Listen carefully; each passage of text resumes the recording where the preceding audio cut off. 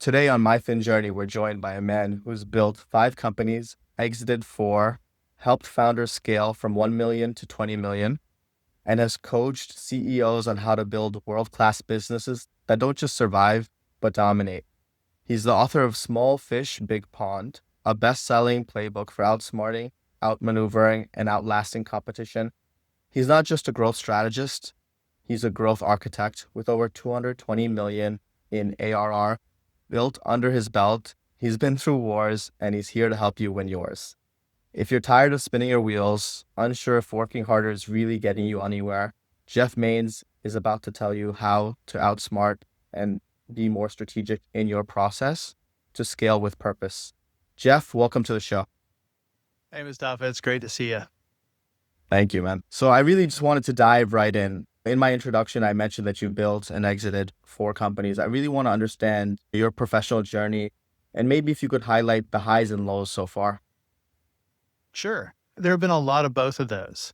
I think I've always been drawn to the deep end. If you're seeing this online, kind of a nautical theme here.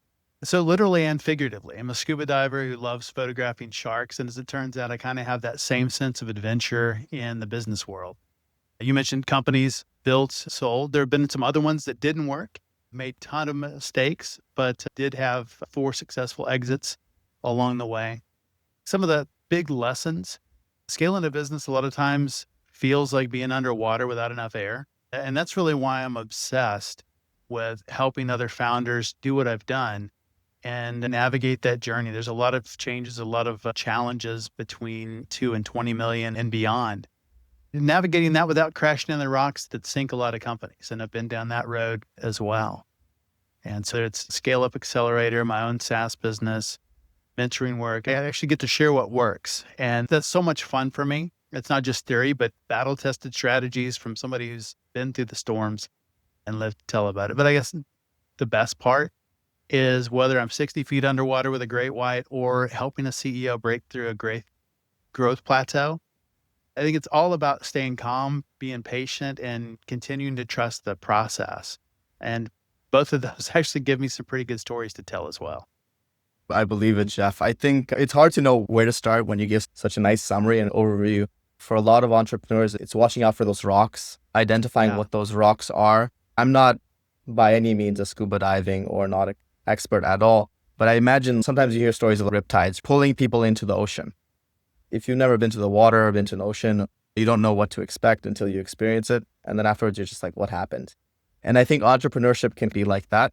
So I'm really curious to understand when you're approaching a business or a business is approaching you, asking for mentorship or advice, what are typically the rocks that you're looking at and you're saying, hey, we need to be aware of X, Y, and Z. Help me understand that, just because a lot of entrepreneurs probably watch this and it'll help resonate as we go through your journey and experience. Some big things that sink companies. One is running out of cash. And so really managing cash flow is something that is maybe a little bit of a lost art or maybe a never learned art for a lot of founders. And so really understanding what that means and how to look at it, not just the numbers your accountants give you. I've seen it before. They're like, I've got all this revenue, but I've got no cash in the bank. We're profitable on paper, but there's no money. So really understanding cash is probably the first one. The second one I would say is focus. So many founders, entrepreneurs will look at their business and it's like, you ask them, who do you serve? And they're like, everybody. It's small companies and big companies and enterprises and medium-sized companies. And if you got a pulse, we'll sell to you. And you can't target that, not with ads, not with messaging. And so really get laser focused.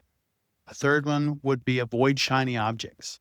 And that's something, especially in an AI world, it is so hard to stay laser focused on the right next step and not get caught up in all of the noise and shiny objects that are competing for our attention. And the fourth one I would say is to delegate. Stop trying to do everything yourself. This can be in companies that are very large. A lot of times they don't get large because we're trying to do everything ourselves, but that can happen too. But it's really delegate, turn things over, let somebody else help carry the load. Don't try and do it all yourself as a solo founder. You don't have to be the hero for everything. I love it, Jeff, because I think these touch on things I've heard. I think you're in a position to speak to that experience in the sense that you touched on the first one, revenue versus cash flow. The idea is, even from a real estate perspective, which is what I do day to day, it's to say, how do you want to make money? Those tax implications are important. When do you Right. want to make money? Because you might have expenses you're not aware of. So it's very important to understand your numbers from an investment space, but also from an entrepreneur space. A lot of people that I speak to, sometimes they don't know their numbers and they're not comfortable in their skin to say, hey, I don't know my numbers. Let's walk through things. Focus, I think focus makes sense. And when you tell somebody, they're like, yeah, obviously I need to focus. But as an entrepreneur, focus is it's very annoying to say, hey, this is my avatar. This is the one person I'm going Right. to target. This podcast is just financial literacy based. It's for everybody, but you Sure. can't target everybody. Like everybody might need financial literacy, but you have to be more specific to say, hey, who am I going to help at a very fundamental foundational level? And how do we scale up from there?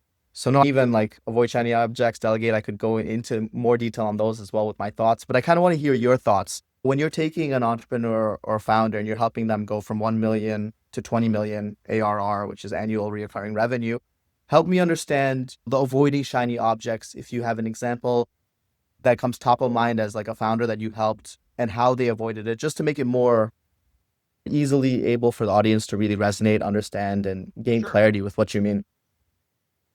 Well, really good example is just tools, whether they're SaaS tools or AI tools. It's always thinking that if I buy this next thing, that'll fix my problems. That'll get me revenue. That'll help sales. That will do whatever. And it's really enticing to think that. And you can do the same thing in any hobby you have. If I just get that next piece of gear, if I just get that next thing, then I'll have what I need to be successful. And that usually has nothing to do with it at all. It is doing the things that are boring. It's doing the things that you already know to do. It's execution, execution, execution. It's not chasing the easy things. You're looking for that quick fix, whether it's a new book or, hey, I heard something, I heard this founder and here's the way they got to 10 million. So I've got to go do that thing. Or you hear a big founder, one of the big ones and that you follow, and they're like, here's how I started my journey. And it was in a dorm room at this place. And we came up with this idea. And so you're like, okay, I've got to go follow this path. It's those shiny objects instead of just focusing and executing. And so one of the things that we do is we actually work in 6-week sprints. We used to do quarters and we just cut those in half. It's long enough to get something meaningful done, but not so long that you can get what your goal was, which tends to happen a lot, especially with entrepreneurs. Shiny objects again. But really, it's what do we need to do? What is the most important thing I need to do in my business this 6 weeks? Break that down into 2-week chunks. What does that look like over the next 2 weeks? And what do I need to do? But what does my team need to do? How do these goals align? How do they roll up? And to be able to pass that off. And so this is something that we work on an ongoing basis, is setting those 6-week plans and then breaking that down into smaller chunks so that everybody on the team has a role to play in whatever that next right step is for the business. And so staying laser focused on the right next step, not 1,000 other things that are competing for our attention. I love it, Jeff, because I think you said something that's not going to get sound bites. It's not going to go viral. It's not going to be clickbaity, but it's a real annoying answer, which is do the boring things that you need to do Yes. to scale. We're all attracted to shiny objects. We're all Oh, attracted to the yes. idea that one tool will change our lives. I know you Yes. have a book that you just launched. I want to understand what that book talks about and how that can help people scale. Because I agree with you that we do need to do the boring things to scale, but sometimes we don't know what those things are. And I feel like your book might help some people. Sure. The new book is actually called The Captain's Keys. And it is actually, somebody was telling me the other day, it's like a business book in disguise because it is part narrative and it's part content, but specifically lays out a leadership model for entrepreneurs. It's really for leaders at every level and visibility. And that the idea is that right now we're in one of the most connected worlds we've ever been in, but loneliness and isolation is also at a peak. And so what this does is actually gives leaders a model to look at and understand where their relationships are and how they're supported in everyday life, whether that's in business, whether it's in life, the combination, along with in crisis and how that can be leveraged in crisis, because crisis is coming, whether it is next week, next month, 10 years from now. The sure thing is it's coming, and we need to be able to prepare now and create that support structure in order to thrive in that. And so we created a model that's actually right here on the front, the 4 key people every successful leader needs. I love it, Jeff. And if you haven't checked out the book, please do. So, Jeff, help me understand when you say crisis is coming, do you mean in the founder's business, in his personal life, in his personal finances? What do you mean when you say crisis is coming? The answer to that is yes. Crisis is coming in business, crisis is coming in life. It's part of being human. It's part of being a business owner, a leader. There'll be a crisis of a key person leaves. There will be a crisis. It could be a health crisis, a family emergency. It could be weather.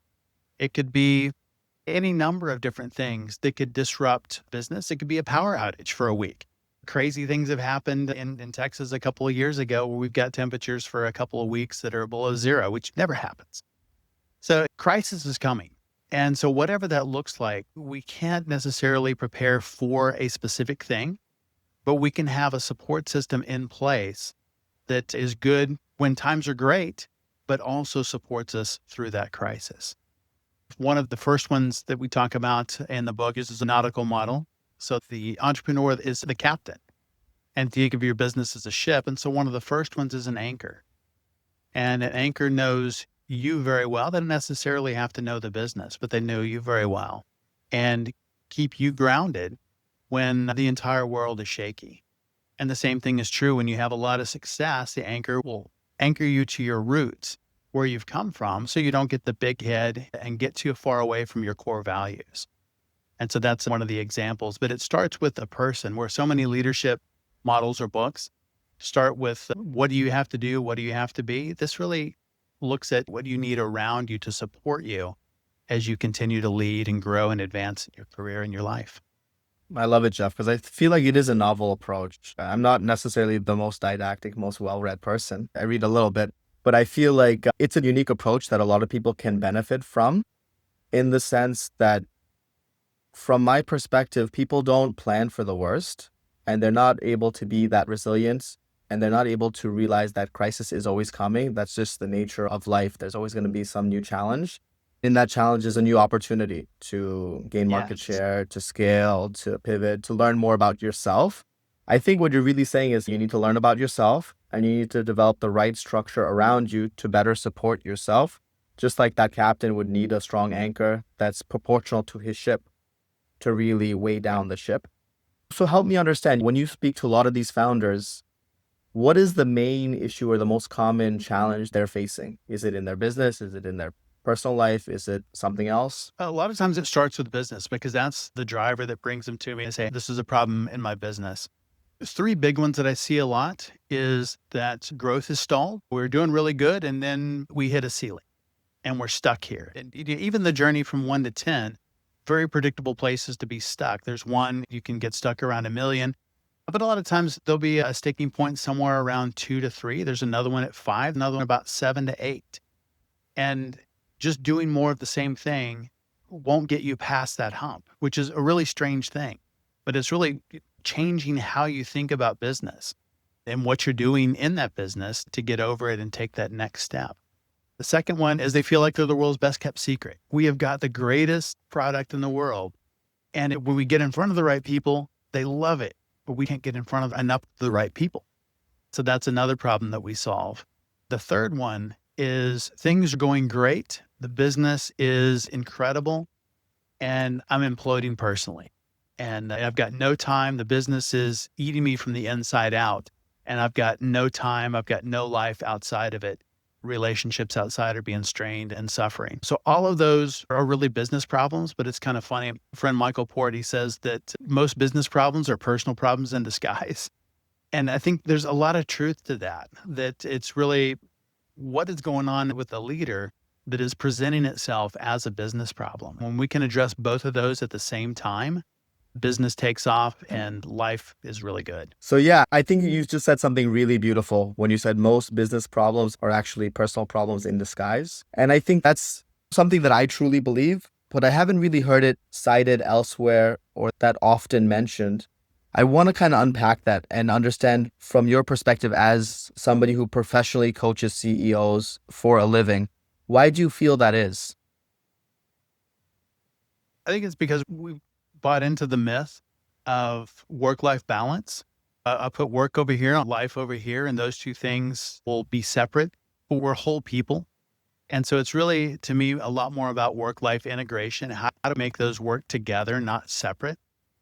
Another one is the myth of someday. This one I hear all the time. I'm working on the business now, and this just kills me when I hear it. And people listening can probably even finish this.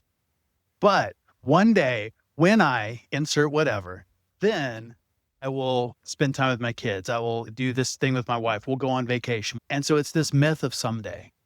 And when we can make someday today, everybody wins. And that's really one of the things that we're looking for is how do we take those somedays and make those happen now? I love it, Jeff. And for me, that equates to lifestyle design, building your Yes. life in such a way that you can do whatever you want. Even just yesterday, I had a call with the clients, and it was a similar type of situation. High paying job, making 7 figures easily, and has next to no free time. They're traveling and they're working because the company has key man risk, right? They need him to be working. And that's why he has golden handcuffs. For a lot of people, they don't understand it until you're in it. When you're in it, the opportunity cost of leaving is so high that it's so hard to really chart out a path. So I feel like you've been through these conversations a lot with CEOs, with founders. And sometimes it's one of those things that even their net worth and their personal assets are so tied to the business that they haven't Absolutely. necessarily diversified. They haven't invested outside, whether it's in the stock market, real estate, crypto, gold, whatever it is. I don't want to put words in your mouth, but I'm sure that they're also concerned that stepping back and really building that lifestyle design, or how you worded it, work-life integration, can come at a cost to the business and the business scaling. So I'm curious to have you unpack that rationale, because obviously I have my own perspective on it. Yes. And I think there's some truth to that. If that's a real concern, that if they step back, then the business is going to struggle, then they don't have a business, they have a job. And that's a hard reality, but it's true. So it's really one, understanding that if we're going to navigate somewhere, we need to start from where we are and we need to understand where we are. And when we do that, then we have a way we can get out of that. And so if that's the case, if taking time off is going to really negatively affect the business, two things are true. One is you're way too involved in the business. And two, you don't have something that is going to be an asset you can sell because it's completely tied to you. And so that would be one of the first things that we would work on. What are the areas you can hand off to somebody else so it's less reliant on you? And there's a number of things, even in my first book, Small Fish, Big Pond, got some very specific tools that you can use in order to do that. One of them is really having a very strong mission. And I don't mean something on a wall printed out or in a book or something that sounds really flowery, but something that is alive in the organization that teaches people how to make decisions. What is it that you really value? Mission, vision, values. What do you value as a company? And that's one of the things that will help them make the same decision that you would if you're not there. So they really understand what is important about this. What do we care about? And if this is what we care about, then what decision would I make based on that? And it helps them to make very, very good decisions quickly. A lot of times the same one that you would. So I think those are two really big things we hear a lot. If that is true, then there's a bigger problem to solve. The other side of that is sometimes it's not true. Sometimes we would just want to feel really important and feel needed. And there's nothing wrong with that. But I've seen some real businesses, you ask the team if this person wasn't here, if they were on vacation or whatever, how would things run? And they're like, that is the greatest thing ever. When that person is not here, when they're away, things run so much more smoothly because they're not in there meddling with things all the time. So it can be true either way, and both of those can be solved. I feel like it's very insightful. Before I ask my next question, I really want to pause for a second to really focus on the mission of the podcast, My Fin Journey. The podcast is meant to be a forum for people to invest in their own financial journey, hence the title, My Fin Journey. If you found anything that Jess mentioned that you found really insightful, please consider liking, subscribing, sharing the podcast, and checking out his website, his books. I feel like there's a lot of wisdom in there, and it might be things that you haven't thought of, or it might be things that you've thought of, but maybe he's sharing in a different perspective. Because honestly, like the concept of being mission driven, I think initially a lot of companies these days have it and it's kind of more fluff. But when you have it as part of your DNA, when you have it as, hey, Jeff stands for XYZ, and that mentality that comes from inside is reflected in your business, and there's that air of authenticity, then you really see it and you see that the team is able to absorb that mission as you're able to make it part of the DNA of the company. And that's really, really powerful because for me, at least when I look at businesses and scaling, I'm not looking at it as something to sell, but I think it's important to really understand that if you build your business so that it doesn't need you, then it can scale so much more efficiently than any one person. So Jeff, I really want to understand because that's one mentality that maybe you and I share. The other mentality is, hey, if I build my business so it doesn't need me, somebody will steal my business. I want your take on that perspective, and you're laughing and smiling, so I'm happy. I don't know. I think about that occasionally. We want to feel really important. We want to feel needed, like we're a part of it. And as the business grows and doesn't need you, it doesn't mean that it doesn't need you in other areas. It's not that the business doesn't need you. It's just the focus is different. You're not involved in the day to day all the time. You're not involved down in the weeds. You're at a much higher level. It's a different level of thinking. But when you build your business that way, if you want to sell, it gives you that ability. At least it gives you the option if you decide you want to do that someday. Doesn't mean that you have to. The founder just a few weeks ago is really concerned because he's done really well. And he's like, do I have to sell now? Dude, no, you don't ever have to sell. And he's like, good, I don't want to. Then Because don't. because the traditional Yeah, story is build it and then exit, right? Like right, that's the right, narrative that we're sold today for the past right. 10, 20 years. Yeah. Do what you love, stay there. But your role changes. As the business gets bigger, the things that you were doing, somebody else is probably doing a lot of those things. But it doesn't mean that you're not needed. It just means that your role has changed. And I think looking at it a little bit differently, it's much more strategic. It is in meetings. It is developing people now instead of maybe coding or building product or being with customers. And there's still an element of that. Absolutely. That's something you love. Continue being involved in some way in that. But it doesn't mean you should be the only one. And I see that a lot more often of people not wanting to let go of any of it because they're afraid that somebody else will take it over and maybe do it better than them. And the cool thing is maybe they will take it over and maybe they will do it better than you. That's not a bad thing. That's how the business grows. We And can't be great at everything. And the funny thing is that means you were great at hiring, or you're great at Yes. seeing the vision and promoting Yes. this person, and you're great in empowering him to grow the business even further. So I think it's one of Different those things. skills. Exactly. And it's one of those Yeah. things that their success is the company's success. And guess who's the founder of the Yes. company? You. So it's your Absolutely. success. So Jeff, right now you're touching on something. I feel like you've touched on it a couple times throughout this conversation. I really want to understand from your perspective, are the skills and the tools and the obstacles different for an individual as he's scaling his company? What have you seen when a guy is going from sub 1 million to 1 million to 20 million? What have you noticed are like, is that person the same throughout? Are they changing? Help me unpack that a little bit if you don't mind. The person has to change if they're going to go on that growth journey. And the way I think about it is, I actually shot a video. You've probably seen one of the like giant chairs at the different like vacation destinations. Looks like a big Adirondack chair. You stand at Yeah. beaches will have them. And I actually shot a video there, and the whole thing was about is the business grows, you have to fill the chair. And I think that's true for CEOs is they have to grow and CEO, founder, leader, whatever term you want to use, a business will rarely outgrow the leader. And so you have to continue to expand your capability and continue to fill that chair. And at the point that you can't, then that's the time to bring in somebody else to fill that chair and take it the next level. Some founders can go to 100 million, some can go to multi billions. Some of them will get stuck at 3, 5, 10, whatever the number is, and can't expand beyond that. And it's not that the person, nothing wrong with the person, except that they have to be able to grow. They have to be able to change the way they think. They have to change the way that they're leading or managing the business. I love it, Jeff. Now, this might be a more simple question for you. Do you think that change is scary for the average person? It has to be. I think all change is scary in two ways. One is just change in general. We like the status quo, but as we start having some success, that risk profile changes a little bit. It's really an interesting thing. You see this as companies get bigger, they get a lot more conservative. It's one thing when you're at the beginning, you're willing to take risk, and that's one of the things that makes you successful because you're willing to try anything. But then once you've built something, even something that's small, and you want it to get bigger, we start to do things naturally that pull us back from that risk. because the fear of loss is so much more than the opportunity of gain.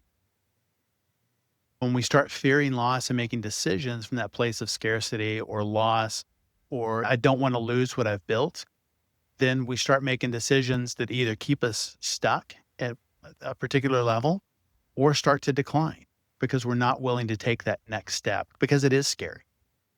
So on the flip side, if you were, let's say 18, 21, 24, entering in college, just exited college, and you're listening to this right now and you're saying, okay, Jeff, who's killed it in life, is saying that risk is scary and change is scary and you have to make change and take risks to grow. What would that journey be? Would it be, hey, I'm going to pursue entrepreneurship? Hey, I'm going to go work for somebody. Hey, I'm going to work for somebody and then pursue entrepreneurship. Talk me through, if you were 18 or if you were listening to this, how would you process Sure. all this information? I think if I was 18 again, I would do a lot of things different for sure, Uh, especially if I knew what I knew now. I could do it 10 times as fast. Let's say if I was 18 again and maybe have a little bit saved up, would I start with a business? I don't think so. I would start with the founder, start with myself and invest in two things: skills acquisition and relationship building. Those are two things that I'm really good at. It's identifying talent and building relationships. With that, find the fastest growing industry with the highest knowledge gaps, which today might be AI implementation, for example, could be finance, could be healthcare, and then become ridiculously valuable in that space through targeted learning and genuine connection.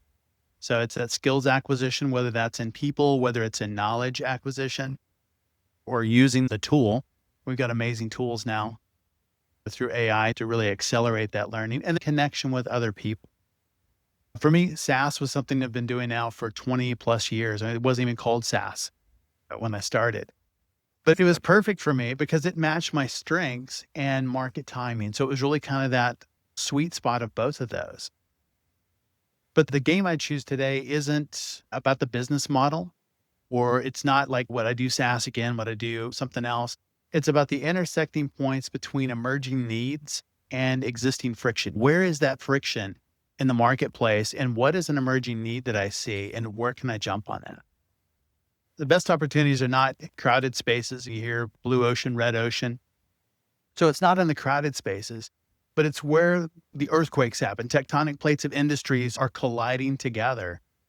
And what hasn't changed is the real investment isn't just dollars. It's in developing the pattern recognition to see where value is misunderstood and being able to jump in there and capitalize on it. I love that. I think you said a lot of high yield information that it's easy for people to go over people's head. With AI implementation, I think that's straightforward in the sense that people Sure. who are looking at trends or saying, hey, what's hot today? It's AI. Finance and healthcare, I feel like it's a bit of a question mark. So I'm curious to understand why you chose those. Like finance, it's always there, it's always been there type mentality. Sure. And healthcare, is it the existing friction? What makes you choose both of those niches? When I think about that, and this is actually, I've kicked around a startup around healthcare, specifically around this. One of the reasons I thought about it is kind of what is that intersection? And I think it's healthcare access and digital delivery, data privacy and consumer control, ongoing provider shortages, which there are fewer physicians, fewer doctors now, colliding with increasing demand and increased demand for specialized care. And that's just multiplied in non-urban areas. So you get a little bit more rural, and a lot of the specialties are, you have to go to the big city to find them. And I think there's a real opportunity for hybrid care models that extend the specialist reach through technology, but preserve the human element of care. So it's not just talk to a bot and let a bot diagnose you, but where you can do, we've seen some of that through virtual telehealth appointments. But Yeah. I think there's another level that we can go even more, specifically in specialized or underserved conditions or demographics. And that could be here in the States or it could be abroad.